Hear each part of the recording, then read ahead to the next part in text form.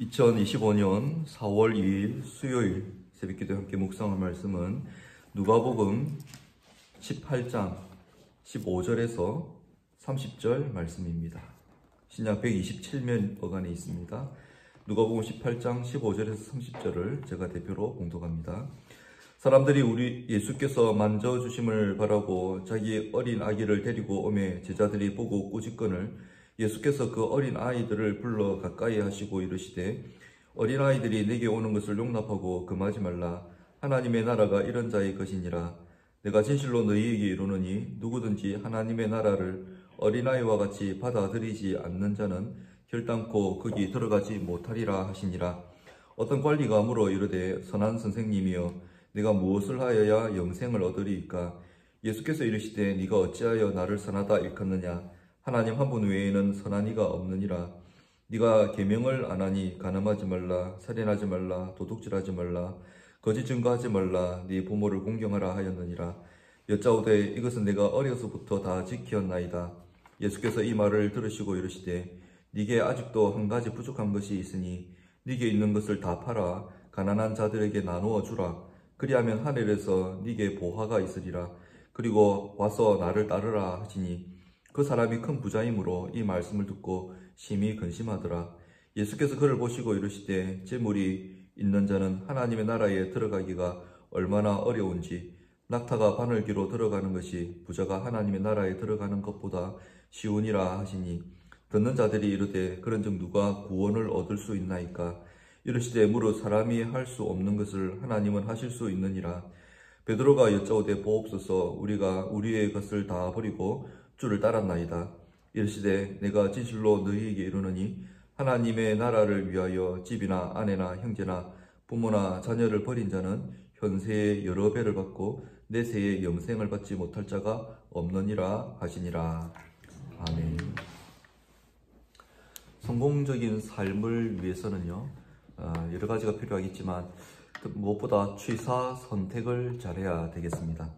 취할 것은 최선을 다해서 취하고 버려야 될 것들은 한시라도 빨리 버리는 것이 성공적인 삶에 대단히 중요합니다. 이것을 잘하기 위해서는 안목이 필요하겠죠. 좋은 것과 나쁜 것을 구별할 줄 알고 진짜와 가짜를 알아볼 수 있어야 됩니다. 이것은 인간사에 대단히 중요한 부분입니다. 그런데 이 취사 선택의 능력과 안목은 신앙생활에도 적용이 됩니다. 신앙도 따지고 보면 취사 선택의 여부에 따라서 성공적인 신앙 또 실패하는 신앙생활이 됩니다. 좋은 것과 나쁜 것을 분별하여서 좋은 것은 빨리 취하고 나쁜 것은 되도록 빨리 버려야 성경적인 그리고 성공하는 신앙생활을 할 수 있습니다. 성경적인 가치관이 있어야 이런 일이 이루어지겠죠.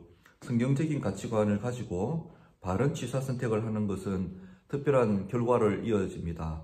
바로 영생의 문제와 관련이 있습니다. 오늘 본문에 보면 두 가지 이야기가 나옵니다. 모두 영생의 문제를 다루고 있습니다. 어떻게 영생을 얻을 수 있습니까? 하나님 나라를 소유한다, 하나님 나라에 들어간다, 이런 내용은 다 영생을 얻는다는 말과 같은 말입니다. 근데 영생을 위해서는요, 취사 선택을 해야 됩니다. 두 가지 이야기에서 예수님이 바로 이 취할 것과 버려야 될 것들을 각각 가르쳐 주십니다. 취할 가치가 있는 것은 속히 취하고 가치가 없는 것은 분별하여 버려야 한다. 그래야 영생을 취한다. 그래야 하나님 나라를 소유한다. 라는 것이 오늘 우리가 읽었던 두 이야기의 핵심 내용이 되겠습니다. 그럼 영생을 위해서 취해야 될 것은 무엇이고 버려야 될 것이 무엇인가 하나씩 살펴보겠습니다. 읽었던 첫 번째 이야기는 영생을 위해서 신자들이 취해야 될 것이 무엇인지를 알려줍니다. 17절에 보시면 내가 진실로 너희에게 이르노니 누구든지 하나님의 나라를 어린아이들과 같이 받아들이지 않는 자는 결단코 거기 들어가지 못하리라 라고 말씀하십니다. 하나님 나라에 들어간다 하는 말씀은 영생을 얻는다 하는 말과 같은 말로 이해하셔도 무방하겠습니다. 이 말씀은 하나님 나라를 취해야 됩니다. 하나님 나라를 취해야 영생을 얻는 것이지요. 그리고 그렇게 하나님 나라를 취하는 모범을 가르쳐 주시는데 어린아이들과 같이 같아야 한다라고 말씀합니다. 예수님 어린아이를 대표적인 사례로 들어서 하나님 나라를 취하는 그래서 영생을 얻는 신자의 모습을 가르쳐 주죠. 근데 간단히 생각해 보면 아주 당연한 이야기입니다. 너무 당연한 이야기입니다. 그래서 이것만 가지고는 우리가 별달리 도움을 얻지 못할 수도 있습니다. 하나님 나라를 취해야 영생을 얻는다 하는 이 사실을 모르는 일은 없습니다. 그래서 중요한 질문은 달리 있습니다. 하나님 나라를 취한다는 말은 도대체 무슨 말인가? 그리고 하나님 나라를 어떻게 취할 수 있는가? 어떤 행동이 하나님 나라를 취하는 것인가? 라는 질문을 더 정확하게 해야 됩니다. 여기에 대한 예수님의 대답은 예수님의 말씀 속에 답이 정확하게 있습니다. 예수님의 말씀을 다시 읽어보면 예수님은 제자들에게 하나님 나라를 어린아이와 같이 받아들여야 된다라고 말씀하시죠. 일단 하나님 나라는 취하는 것은 아니라 받아들이는 것입니다. 그래서 하나님 나라는 주어지는 것입니다. 그 주어지는 것을 어린아이들처럼 순수하게 있는 그대로 의심 없이 전인격적으로 받아들이는 것, 그것이 하나님 나라를 취하는 방법입니다. 이것은 굉장히 독특하죠. 우리의 어떤 의지가 주시는 것들을 받는 것으로 이루어지는 겁니다. 더 정확하게 하나님 나라를 받아들인다는 것은 무엇일까요? 이 이야기의 배경을 통해서 오늘 확인할 수 있는데, 이 첫 번째 이야기는 사람들이 아이들을 예수님께 데려오는 것으로부터 시작합니다. 예수님이 아이들을 만져주심을 받았습니다. 여기 아주 단순한 사실이 있습니다.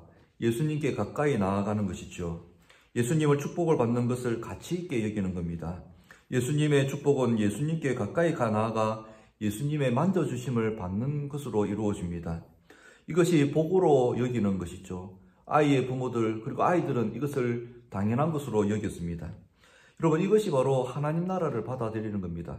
예수님이 같이 있고 예수님 만져주시는 것이 최고이고 예수님께 가까이 가는 것이 내게 복이라는 것을 알고 그대로 의심 없이 행하는 것, 이것이 바로 하나님 나라, 이미 임한 하나님 나라를 받아들이는 모습인 것이죠. 여러분, 그래서 결론적으로는 그렇습니다. 예수님이 바로 하나님 나라입니다. 예수님이 곧 영생입니다.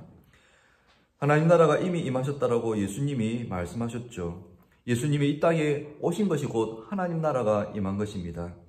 예수님은 모든 사람들에게 자신을 내어주십니다. 그러므로 그 내어주시는 예수님을 있는 그대로 받아들이는 것, 그것이 곧 하나님 나라를 받아들이는 것이요, 그것이 곧 영생에 이르는 것입니다. 여러분, 예수님께 나아가고 예수님의 만져주심을 복으로 여기는 것, 이것이 바로 어린아이와 같이 하나님 나라를 받아들이는 것입니다. 이것을 가장 잘하는 것이 어린아이들입니다. 그래서 예수님이 어린아이와 같이 하나님 나라를 받아들이라 라고 말씀하는 것이죠. 바로 예수님을 가장 귀한 분으로 예수님을 있는 그대로 영접하고 받아들이는 그것이 곧 하나님 나라를 받아들이는 것이요, 곧 바로 영생입니다. 이렇게 예수님을 가장 귀한 것으로 여기고 예수님의 만져주심, 예수님 복주심을 믿으며 예수님께로 나아가 영생을 소유하시는 성도님들 되시기를 바랍니다. 두 번째 이야기로 들어가 보면, 두 번째 이야기는 영생을 위해서 버려야 될 것을 가르쳐 줍니다. 예수님은 버릴 것을 지정해 주십니다. 29절 30절에 이르시되 내가 진실로 너희에게 이르노니 하나님의 나라를 위하여 집이나 아내나 형제나 부모나 자녀를 버린 자는 현세에 여러 배를 받고 내세에 영생을 받지 못할 자가 없느니라 라고 합니다. 요약하면 두 가지 종류죠. 재물과 또 내가 끔찍히 사랑하는 사람들입니다. 근데 예수님이 이것들을 버리라라고 하시죠. 그래야 영생을 얻는다라고 합니다. 근데 이 말은 유대인들의 어법을 고려해야 그 진리를 이해할 수 있습니다. 이 말씀은 문자 그대로 버리라 하는 그런 뜻은 아닙니다. 당장에 예수님 믿는다고 가족들 버리고 모든 것들을 재산 처분해라, 이런 것으로 적용해서는 안 됩니다. 당시에 여러 가지 어법상 비교법이라고 하는 그런 수사법에 해당됩니다. 여기 나열된 것들은 다른 어떤 것들과 비교해서 상대적으로 열등하다는 겁니다. 예수님 말씀하시는 이 모든 것들은 어떤 최고의 가치에 비해서 열등한 것이라는 것을 인정하라는 말씀이죠. 영생을 위해서 이런 것들은 한 단계, 두 단계, 그리고 인생에서는 무가치한 것일 뿐이다 라고 하는 그 고백을 이야기를 하라는 겁니다. 그러면 예수님은 무엇과 비교하고 계시는 것입니까? 재물과 사랑하는 사람들과 비교해서 더 우월하고 가장 가치 있는 것은 무엇이기에 이런 것들을 열등한 것으로 치부하라는 겁니까? 정확하게 22절에 이것을 말씀해 주십니다. 예수께서 이 말을 들으시고 이르시되 내게 아직도 한 가지 부족한 것이 있으니 네게 있는 것을 다 팔아 가난한 자들에게 나눠주라. 그러면 하늘에서 네게 보화가 있으리라. 그리고 와서 나를 따르라 라고 말씀합니다. 여기에 비밀이 담겨 있습니다. 예수님이 가장 귀한 것입니다. 가장 비교할 수 없는 대상은 바로 예수님이지요. 예수님을 인생 최고의 가치로 여기라. 재물과 사랑하는 어떤 이것들보다 예수님을 가장 귀히 여기라. 그리고 그런 삶을 실제로 살아내라. 이것이 바로 하나님 나라를 취하는 것이고 그것이 곧 영생이라는 겁니다. 결론적으로 두 번째 이야기 역시 첫 번째 이야기와 동일한 것을 말씀합니다. 예수님의 하나님 나라예요. 예수님이 영생이시다. 예수님을 복으로 알고 예수님을 가장 귀한 것으로 어떤 것과 비교할 수 없는 가치로 여기는 그것이 곧 하나님 나라를 취하는 것이고 또 영생을 얻는 길입니다. 두 번째 이야기와 첫 번째 이야기의 차이점은 어린아이와 같지 않는 사람들이 어떤 사람들인가 하는 것을 더 선명하게 보여주는 데 차이가 있습니다. 어린아이와 같이 묻지도 따지지도 않고 예수님을 취하는 어떤 이들이 있는가 하면 어떤 이들은 너무 어른스러워서 차마 예수님을 취하지 못하는 너무나도 어른스러운 사람들이 있다는 것이죠. 어른들은 어린아이와 같이 단순하지 않습니다. 세상 물정을 꿰고 있습니다. 살려면 돈이 있어야 된다. 사람들이 나에게 얼마나 많은 위로를 주는가. 이런 것들을 너무 잘 알고 있습니다. 결국 믿을 건 돈과 가족과 사랑하는 사람밖에 없다라고 여기는 어른스러운 사람들이 있습니다. 이런 사람들은 오늘 나오는 부자와 관원처럼 결국 근심하여 예수님을 버려둔 채 떠나갈 수밖에 없는 것이죠. 그러나 예수님의 제자들은 모든 것을 다 버린 자들입니다. 예수님을 가장 귀한 것으로 여기고 예수님을 어린아이처럼 받아들이는 영생을 취한 자들이 바로 예수님을 따르는 제자들입니다. 이렇게 오늘 예수님은 영생을 얻는 방법을 말씀하시고 추가적인 복을 하나 더 말씀해 주십니다. 그것은 바로 현세의 복이지요. 오늘 예수님은 예수님을 가장 귀한 분으로 여기고 예수님을 받아들이는 이 제자들에게 영생과 함께 현세의 복도 약속하여 주십니다. 여러 배를 받는다라고 말씀하시죠. 예수님을 취하고 세상 무엇보다 예수님을 가장 귀한 것으로 여기고 이를 위해서 다른 것들을 기꺼이 버릴 수 있는 그런 제자들에게 현세의 복을 약속하여 주십니다. 여기에 여러 배를 받는다는 이 현세의 복은 궁극적으로는 교회를 통해서 받는 여러 가지 복과 유익을 의미합니다. 교회가 바로 우리가 현세에서 받을 여러 배의 복임을 믿으시기 바랍니다. 성도들이 여러 배로 받는 새로운 가족들, 새로운 영적 은사들, 그런 유익들이 바로 이 땅에서 주님이 주시는 현세의 여러 배의 복입니다. 예수님을 가장 귀한 분으로 취할 때에 현세의 복과 영생의 복을 얻게 된다 하는 이 복음의 도리를 믿으시고 어린아이와 같이 예수님을 취하고 받아들임으로 영생과 현세의 복을 누리시기 바랍니다. 여러 복으로 이 믿음 가운데 오늘도 행하시고 오늘 취사 선택을 할 것들을 믿음 가운데 잘 하시는 성도님들 되시기를 주의 이름으로 축복합니다. 말씀을 따라 기도합시다. 우리에게 영적 안목을 허락하여 달라 기도해 주시고 오늘 수요일입니다. 수요 기도회를 위해서 기도해 주십시오.